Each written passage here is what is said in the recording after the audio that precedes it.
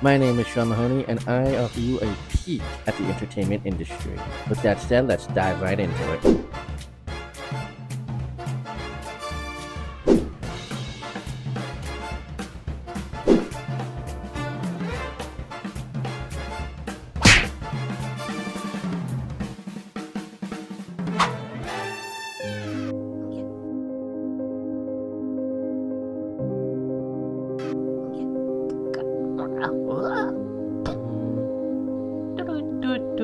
Ladies and gentlemen, welcome back to another episode of Cinema Conversations. I'm the Fantastic Stranger, and you are no stranger than I. Hi, I'm Sean Mahoney, and I offer you a peek at the entertainment industry. Today, I would like you guys to help me welcome my guest here.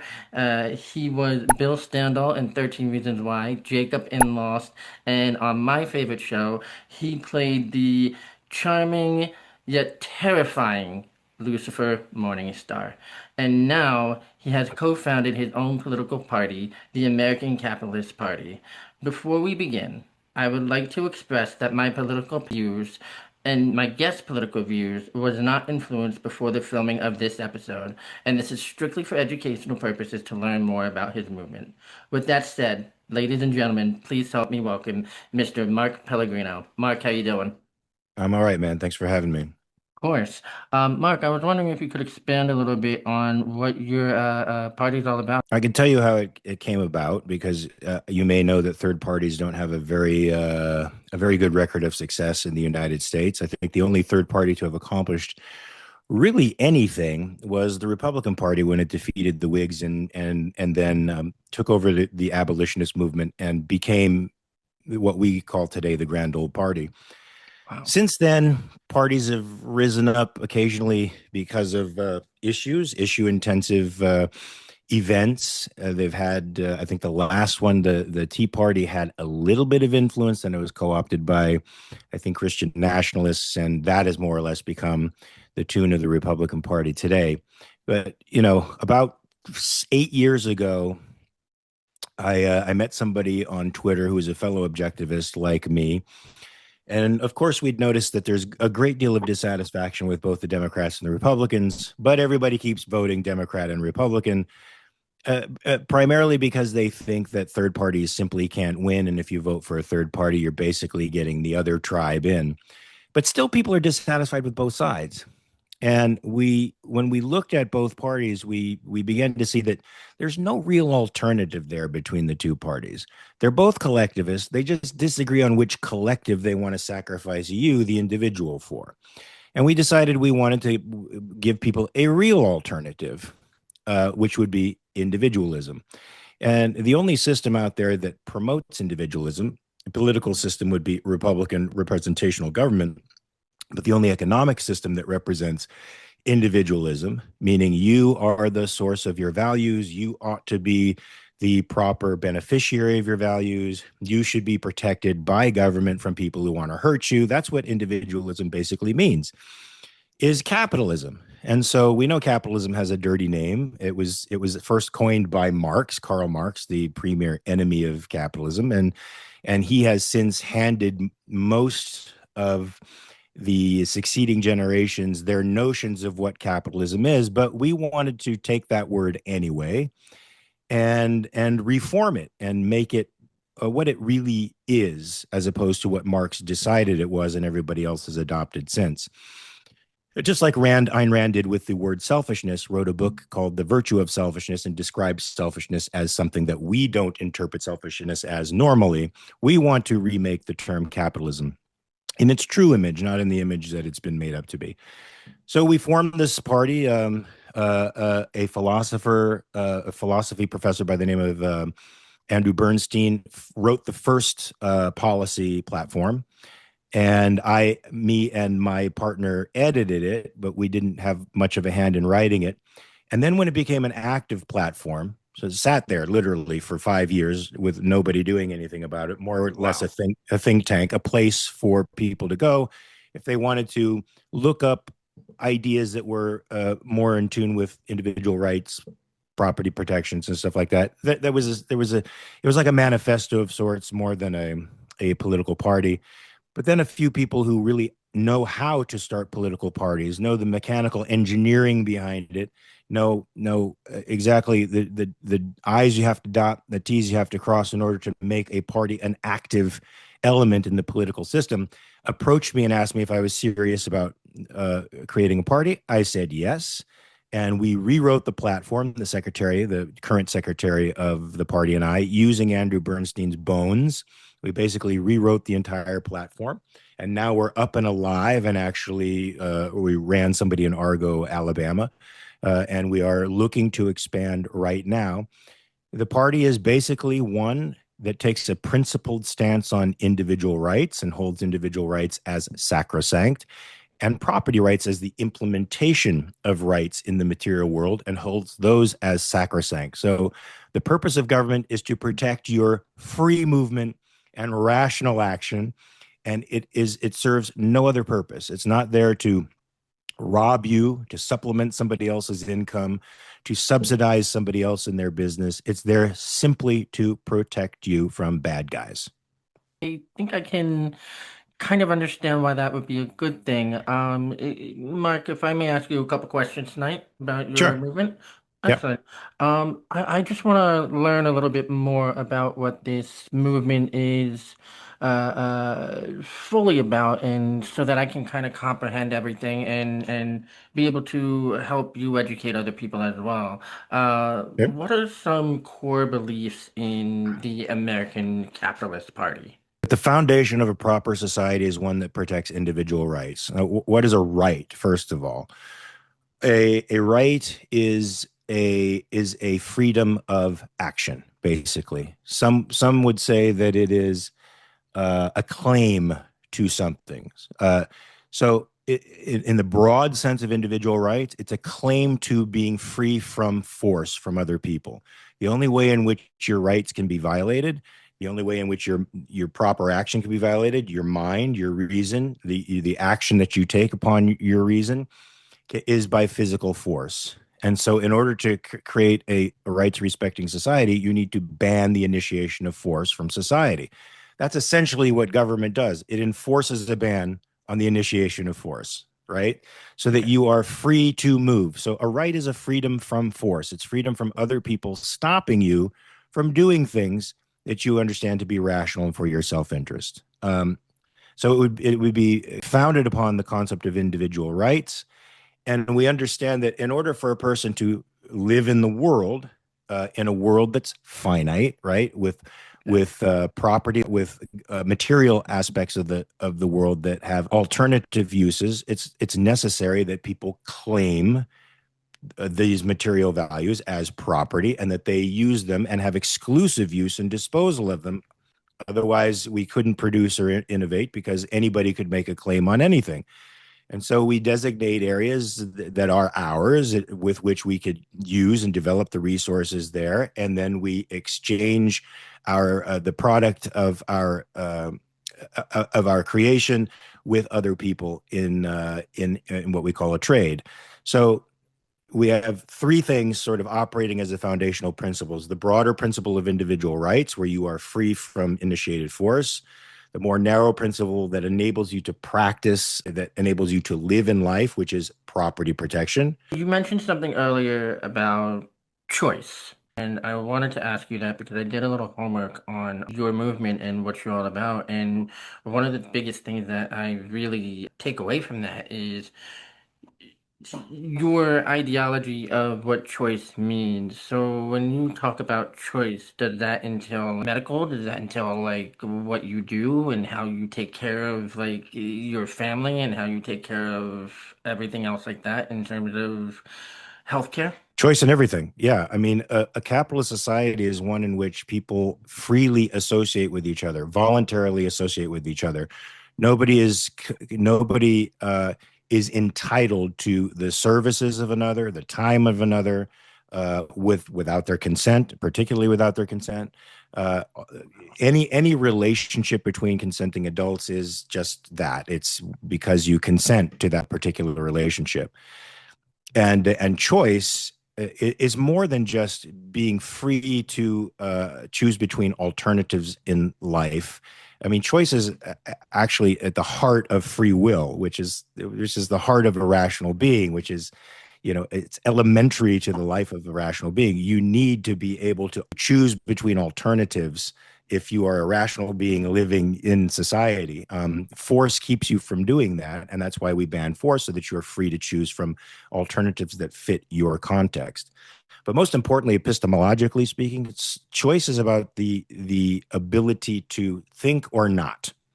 I mean, the objectivist point of view on choice is that it's your faculty of thinking is a volitional faculty, so you can choose to think or not to think. And when you choose to think, of course, you're acting for your long-term interests and for your life as a rational being. When you choose not to think, which we call evasion, you are actually acting against your life and your interests in thriving. I can get behind the idea of being able to choose how you handle essentially what it sounds like your lifestyle, right? Like it essentially boils down to you are in charge of everything, and there's not a particular entity or a, as we call it, a government ruling over your livelihood or what belongs to you, like you said. You're the captain of your own destiny. Too much today. We're seeing government's involvement in too much of everything, and it's becoming to the point where everyone's just so angry about it, and nobody knows why. And it's because of involvement. We're paying prices that they're choosing. We're paying prices that they're saying is okay to mark it up to or mark it down to. They choose when inflation happens and when it doesn't happen.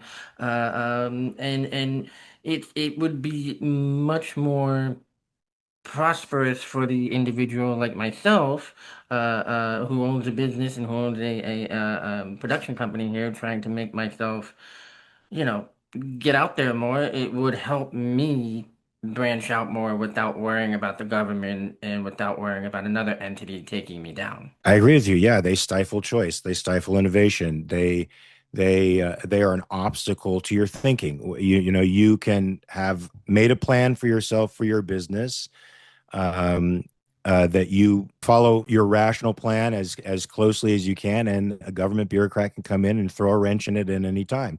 I'll give you a perfect example. One of my old jujitsu teachers decided to take over the jujitsu studio that he was formerly working for and become the owner of the studio. And he redecorated the place. He rebuilt it out. And then an inspector came in and said that he had to have facilities for disabled people in the showers, not only just access to the building, but to the shower facilities and to the rest of the facilities. Now, this is jujitsu, which, okay, which is an active sport that, for the most part, if you are disabled, depending on how deep your disability is, you're not going to be able to do. Right. It requires you to be ambulatory, okay, and Yes. and so he had to spend tens of thousands of dollars to make this up to an arbitrary code that a bureaucrat gave him, lost the studio. Somebody else had to buy it because he didn't have the capital anymore to keep the studio, and now works for the guy who owns the studio. Now, if you didn't have those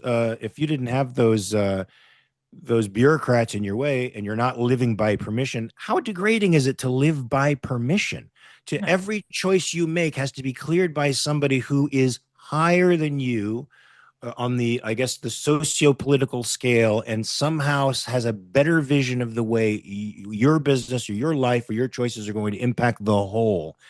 First of all, that doesn't work at all, because Mm-mm. they don't have the proper vision. They don't have the knowledge that you have and the context that you have. And so they can't possibly know the repercussions of your actions on the rest of society. They can't foresee those. This is why these command and control economies always fail, right? Of But it's course. degrading. It's degrading because it's robbing you of the one of the fundamental thing that makes you human, which is your capacity to choose and your autonomy as a person. Your autonomy. In order to put this to a working man's level, like imagine if you were a manager of a company, right? Like you oversee somebody's area, and then this guy comes in and he swoops in and he takes the position from you. Now you're working for that guy instead, and this guy just started working at the company. I don't know about that. That needs a wider context in order for me to know whether or not it's right. I'm not one that believes that seniority necessarily advances you. That's Of sort of what course, unions and collectivists think that, yeah, if you've stuck something out long enough, regardless of whether you're good or not, you should get that promotion, you should get that raise. No, I think all of yes, that should be dependent on merit, and yes, if you're good, and you start out sweeping floors, then maybe you're running the company, like Amazon, right? Didn't the current CEO of Amazon, wasn't he a forklift operator before he became the CEO of Amazon? Oh no, Walmart. I'm sorry, it's Walmart. The guy in Walmart, before he became the current CEO, was operating a forklift. It's oh, possible for you, if you have the ambition and the energy of and the course, knowledge and awareness of yes, how to allocate capital resources, that you could possibly go that high if you want to. Or yes. you could take the other way out, which is, instead of being burdened by the overall issues that the business is going to present you as an owner or a CEO, you just want to go there at 9, you want to leave at 5, you don't want to have to think about things after that. Then you take the wage for that privilege, right? You go and work for the wage, and then you don't have to think about work when you're home. And that would be so much more peaceful and less stressful on so many people in society.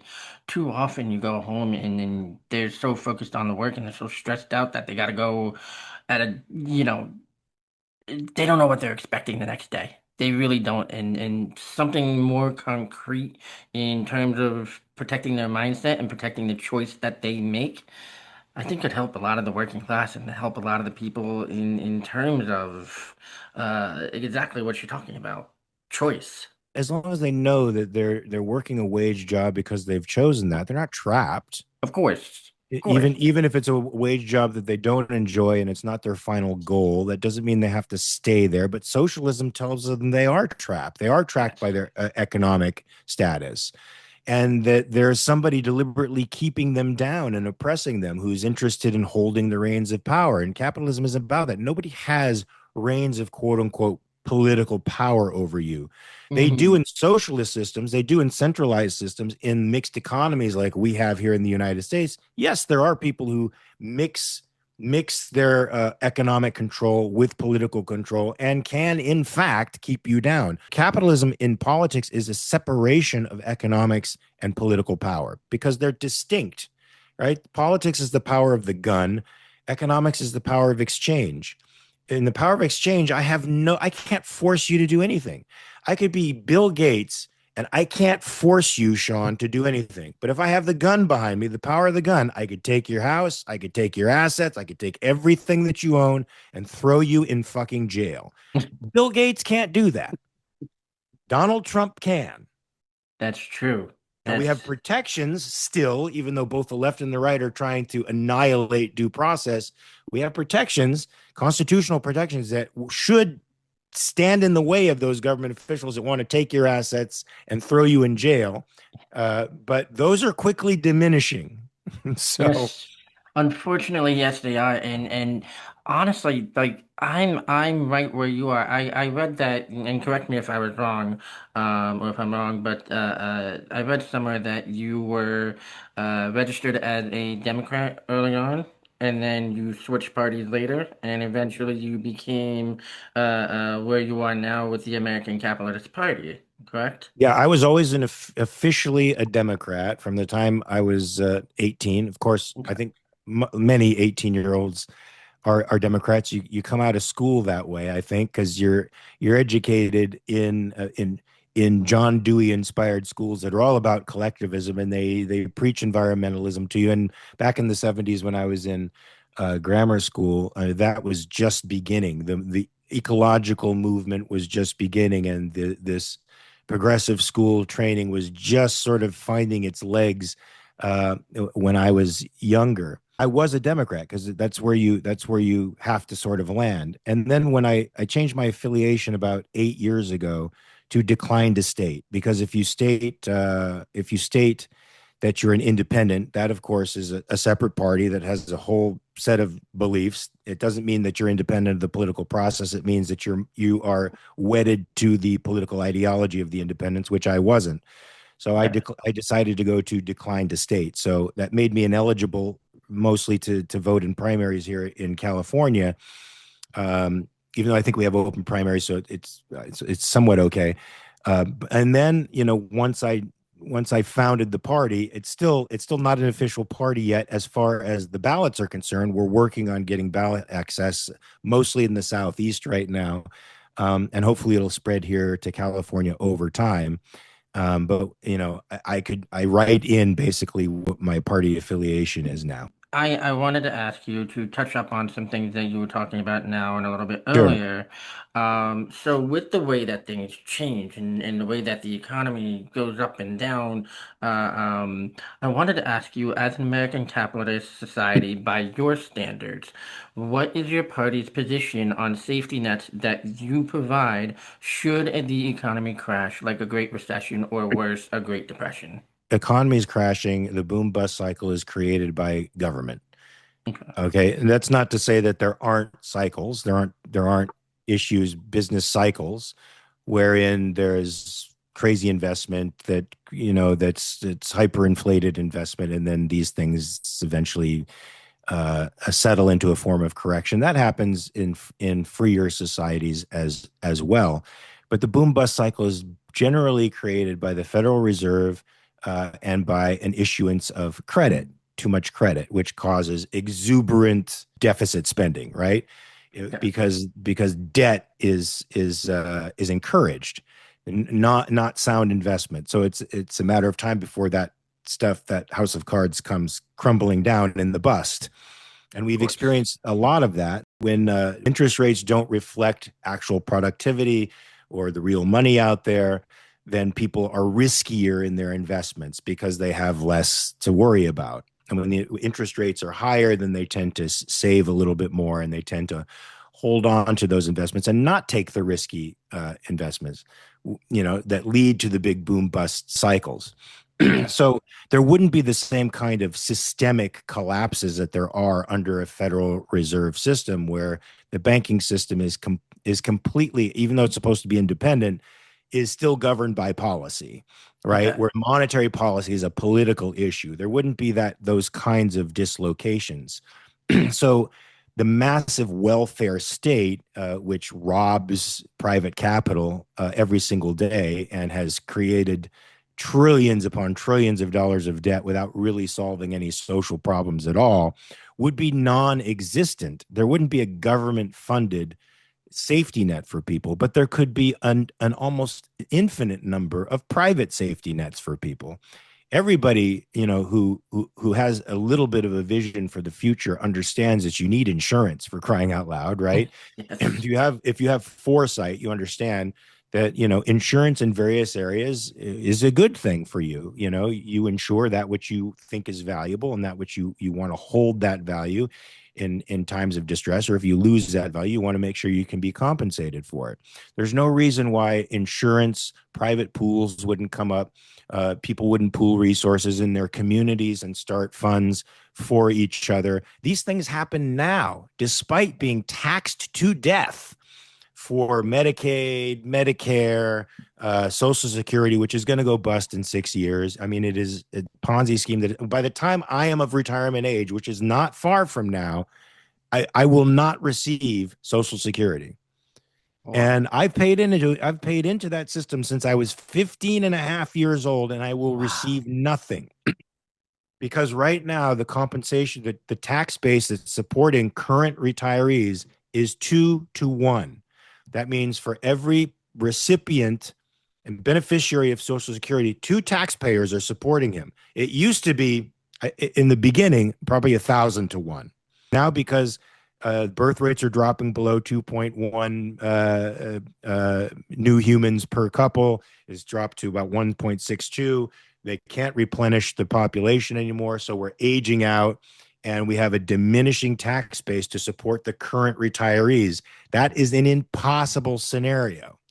It's not going to happen. It has to go away. And we are right now before our national convention putting our heads together and trying to figure out how it is we can get out of this trap of social security and privatize it so that current taxpayers aren't necessarily on the hook anymore to pay for beneficiaries. Beneficiaries are paid out, and the future people who are coming into the workforce will no longer be shackled with paying a direct consumption tax that is taken up by the retirees. It's a cannibalistic system right now. You were sold, or at least we were sold by Roosevelt, the idea that a certain amount of money would be taken out of your paycheck and go into a fund for you, right? It would be Right. reserved for you. That is not what happened. And even at the time, it wasn't what was happening. The current retirees were always being supported by people who are presently in the workforce. And Okay. their money was being taken to support the people who are retirees. And any surplus was used to shore up debt in other areas of the government. And Wow. so there's never been a fund. And Okay. so but in a free market where people have all of their resources, where they're not being taxed to death, like 51% of their income going to the federal government, another 10 or 15% going to the state, then being taxed for sales tax or VAT taxes or any of the other ways in which the government schemes to take your stuff. When you have all that wealth and resources, you will spend it on insurance. You probably will pool with your neighbors if you don't have enough resources on your own.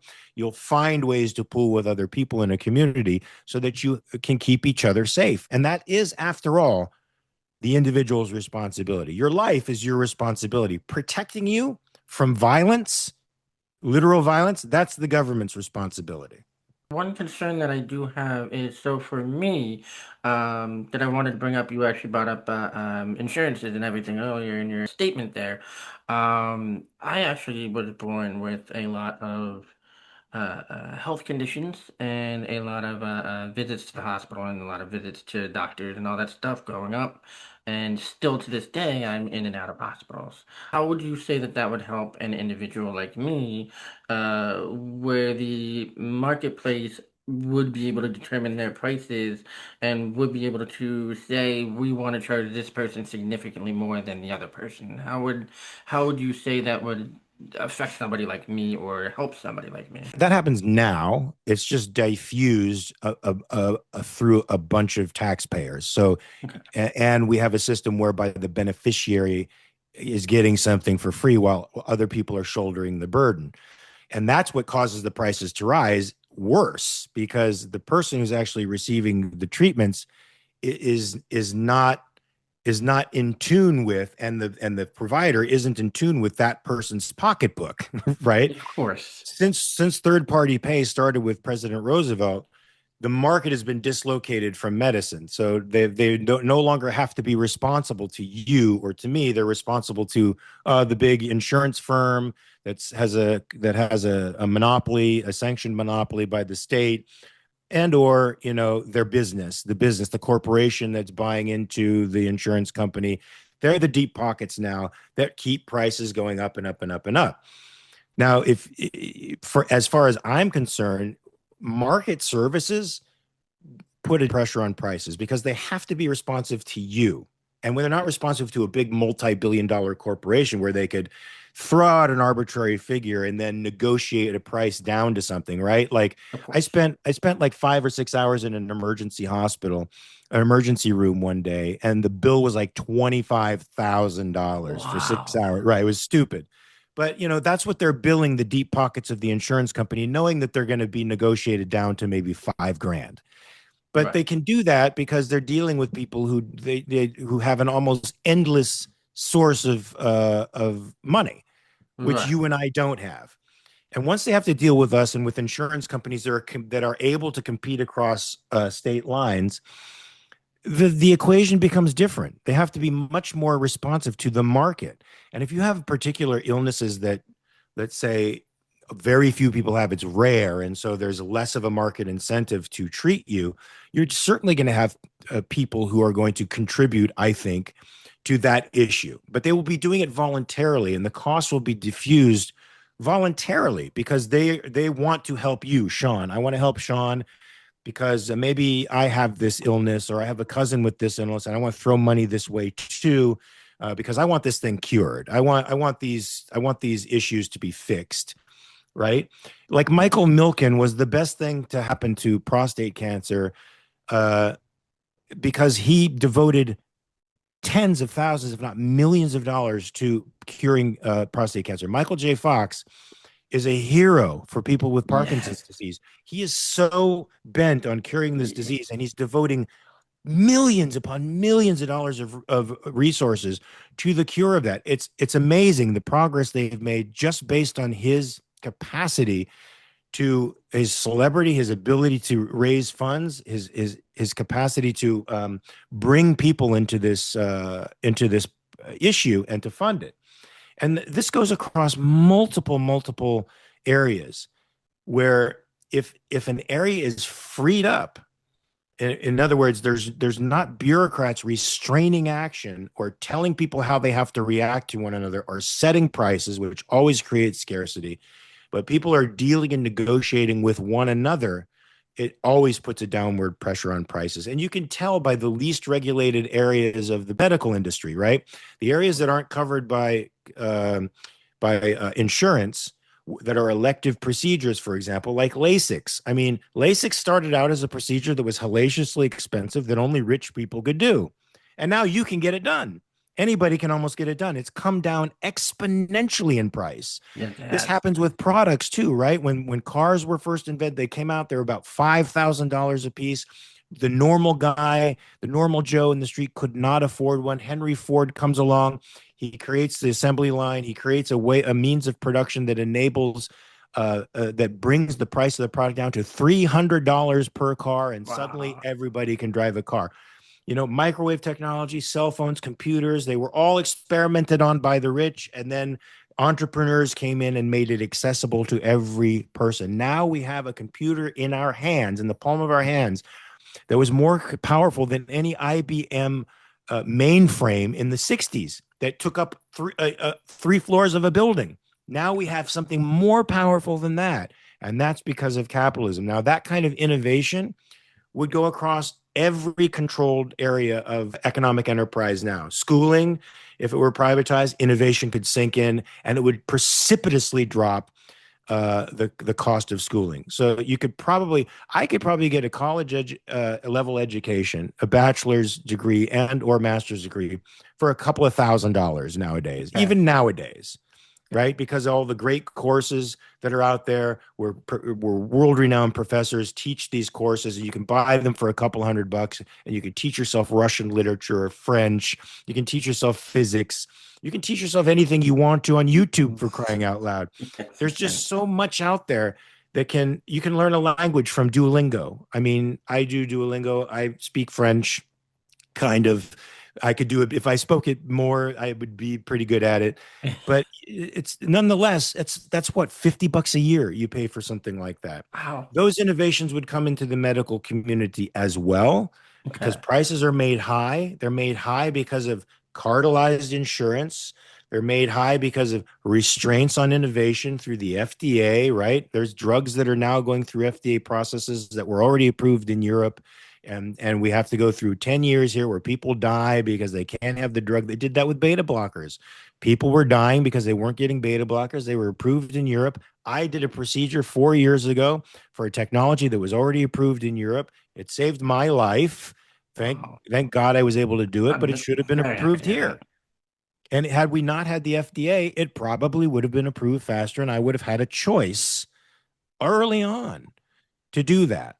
So I think for you, it would be a boon. It would be, you would be surprised at the amount of resources that would come your way if insurance companies were allowed to compete with each other, if the government stopped controlling prices.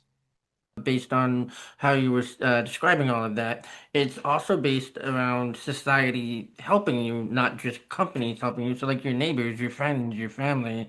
It allowed you, like you were saying, to, I think you said this earlier, put together like a collective pool and figure out what to do with it and figure out how to help the neighbors and figure out how to help the town that you live in and whatever else needs to be helped.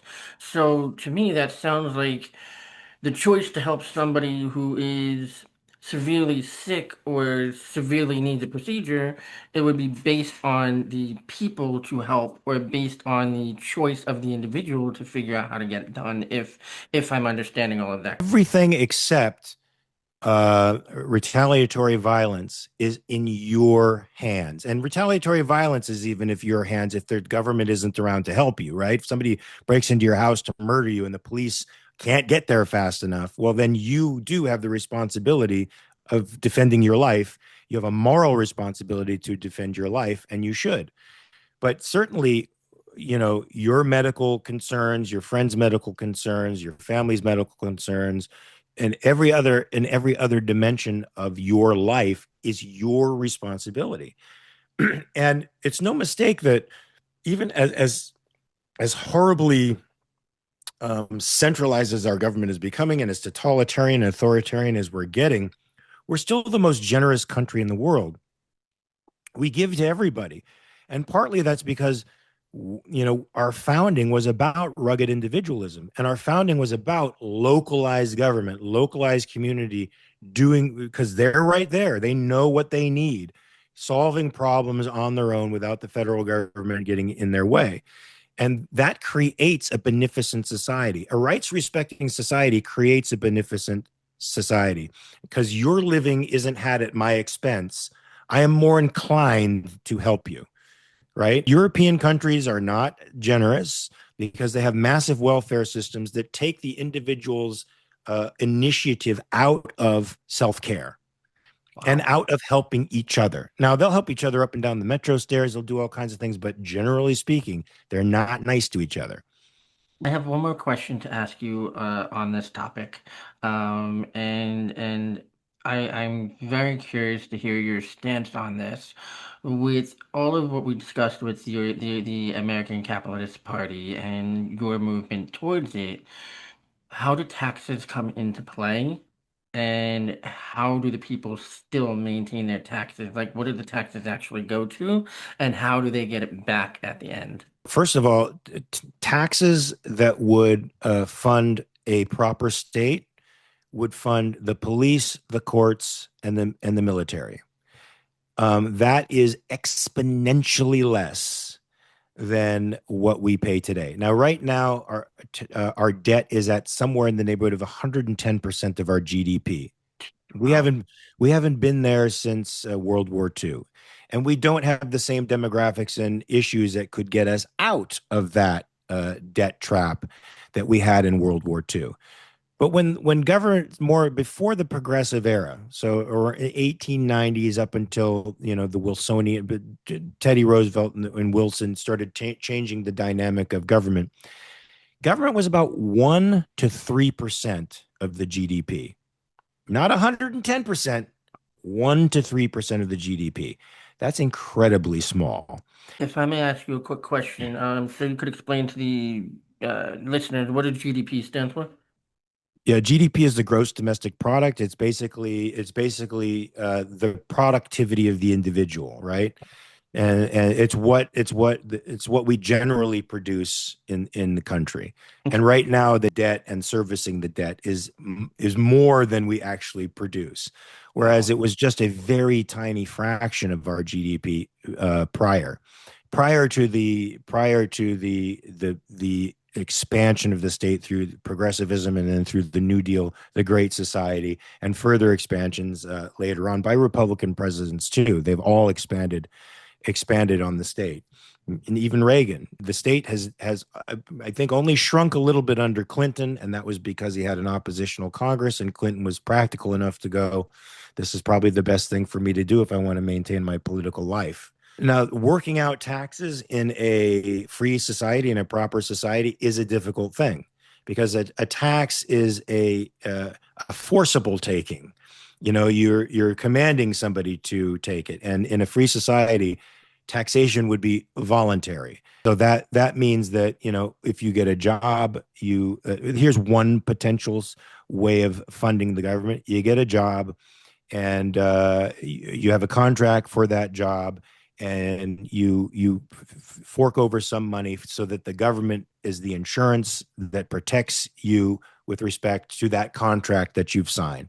That's one way of funding it. Of course, governments and state governments in the past have funded themselves through state lotteries. If they need to raise funds for a particular issue, they've done lotteries. There's all kinds of schemes by which the government can fund itself voluntarily. That means there's going to be free riders. That means there's going to be people who aren't going to pay taxes. But the people who do get a tremendous benefit of it. They get the benefit of a social and economic system and a political system that protects and defends their rights, and they are free otherwise. Now, there's been the America is the closest that's ever come to having a system like this. It lost it, I would say, around the formation of the ICC in the late 1870s. But prior to that, for the most part, the federal government stayed out of business affairs. It didn't build roads, canals. Roads were local affairs. Businessmen with factories created roads to get to their factories. Neighborhoods could do the same thing. Like I said, there's 100 ways in which taxes could be raised voluntarily by a community to enhance its infrastructure if that's what it needed to do, or by a businessman to enhance its infrastructure if that's what they needed to do. You wouldn't get it back necessarily because it would be such a small amount. It's not like today where you're paying 51% of your income to this. You're working 51% of your life for all those resources to be spent on other people, and you get a little pittance of it back. That's not the way it would work. You'd pay for the protection services of the police, the law courts, and the army, just like you would in any other service. So it seems like if they wanted to add anything else in there, they would have to fund it themselves. Is No, I that mean, there would be nothing to add into the government, okay? Okay. and So it's anything that they wanted to enhance their own lives, whether it be insurance companies or medical care, that would be up to the individuals who get together and decide to pool resources or find some other creative means of financing, the insurance on their lives or whatever it is they want to get together to pool their resources for. so even in the government, the individual still makes the choice in terms of how they set their lifestyle up, essentially. Well, the government would has a fiduciary responsibility to the citizens. They are the servants of the citizens and can do nothing that isn't explicitly stated in the document, in our founding document, the Oh, Constitution. Those are the powers that they have that are explicitly written. okay. They cannot do anything outside of that, right? And so they're almost like automatons. Their only task uh, is to do what's explicitly written and nothing else. Everything else is up to you. And they say devolves to the states as well. So local government is stronger than the federal government because they are more responsive to you immediately because it's your neighborhood. It's where Okay. you live. Should they form governments that are hostile to representative Republican government? I don't think so. And I think they would be banned by the Constitution from doing that. At least the states are. But living is your responsibility, and the government only protects you. That's it. They hold a gun so that they hold a gun at the bad guys and say, bad guys, stay away, so that you can rationally act for your life. I am definitely eager to learn a little bit more. Is there anywhere online that our listeners and myself can find out more information? Yeah, you can go to americancapitalistparty.org and read the platform, see if you like it, donate, become a part of the change, become a member, and come to our national convention. It's going to be in Pittsburgh on September 19th and 20th. And we're going to vote on policies. If you want to vote on policies that we will fight to have become a part of legislation in various states, please become a part of that. Be a part of the movement and vote on that legislation. We're trying to make changes right now. It looks like we're caucusing with Democrats in the South because Democrats are in the South are more socially liberal and fiscally conservative, and so that it more or less aligns with our principles. And we're working with them now to make legislation for to make easier entrance for third parties into the balloting system. And we're Wow. also going to be working on legislation social legislation to free up people. We're working on ways of privatizing some services now that become hellaciously expensive and or scarce because the government is unfortunately handling it, and getting people tuned into the fact that their lives are their responsibility, right? Of People are course. talking about a living wage now. Well, the boss who hires you is hiring you for a job. He's not your dad. He's not there to give you a life, to provide your living for you. No, he's there to pay you for a particular job. Your Yes. life is your responsibility. And if you want a living wage, I think it's up to you to produce the value commensurate with a living wage, right? That means learn, grow, change, make yourself valuable in the workforce so that you can make a living. It's not easy and it's not a magic pill. And that's why so many people turn to socialism, because socialism pretends that it gives you all of these things without paying the price. Course. Mark, I want to really say thank you. I was actually kind of nervous coming on here and talking politics with you, and wasn't sure what to expect and really how to feel about it. But I want to say thank you for educating me, and thank you for taking your time to educate the audience as well on that. Good, thanks. Yeah, I hope everybody gets something out of it. And if you agree, go to americancapitalistparty.org. If you disagree, go to americancapitalistparty.org and tell us what you disagree with. I think our principles are grounded in reality. I think rights are grounded in reality, and I think if we make them inviolable, then no governments can violate you ever again. And that's the direction that I want people to go in. I want people to be free. I want people to thrive. I want them to be free to make their own choices in their lives. I want them to marry whom they want, to love whom they want, to live how they feel is best for themselves. I think that would bring so much more peace and less stress to today's society instead of the back and forth divide and the consistent I'm trying to think unaccountability that has been going on in today's society. It needs change, and I'm kind of understanding the American Capitalist Party, and I really want to do more research on it. And thank you again for bringing that to us. Good. Anytime you need help, let me know, and I'll do my best to make things clearer. Absolutely. So if you don't mind, are you ready to jump into our next segment here? Sure. Excellent. So my first question to you, this is about your film career and your time in acting. Due to the character that you portrayed as Lucifer, I have lingering questions for you about life, the universe, and everything in between. My Mhm. question to you is, why do you feel we are here, and what is our purpose? Well, we're here because we were born.